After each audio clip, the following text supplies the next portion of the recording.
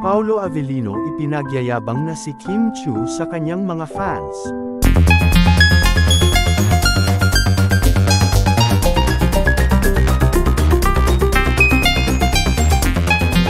Paolo Avellino ipinagyayabang na si Kim Chiu sa kanyang mga fans.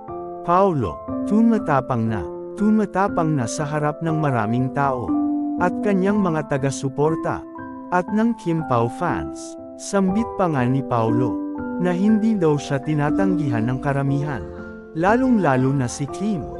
Dahil hindi daw iyon makakatanggi sa tuwing kasama niya ito, kaya't laging inililiber sa labas ni Paolo Avellino si Kim Chiu sa mga restaurant. Sa tuwing sila ay lalabas, mag-gym, at magbabike, lagi si Paolo nanliliber kay Kim. Saad nito, kaya't nga ay laging alam ni Kim kung ano ang itsura ng wallet ni Paolo. Dahil inamin ni Kim Chiu na lagi silang magkasama at inililiber ni Paul Avellino ng kung ano-ano. Talagang forever body na silang dalawa.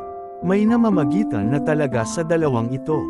At mapapansin rin na hindi na nagpapahuli sa outfit ang ating Chinita princess na si Kim Chiu.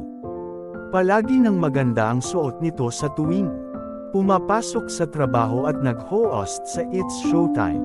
Parang may pinupurmahan ang ating prinsesa sa harap ng kamera.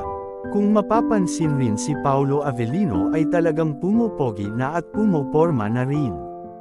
Hindi na siya nahihiya sa harap ng kamera, kaya't marami na ang sumusuporta es Kim Pao.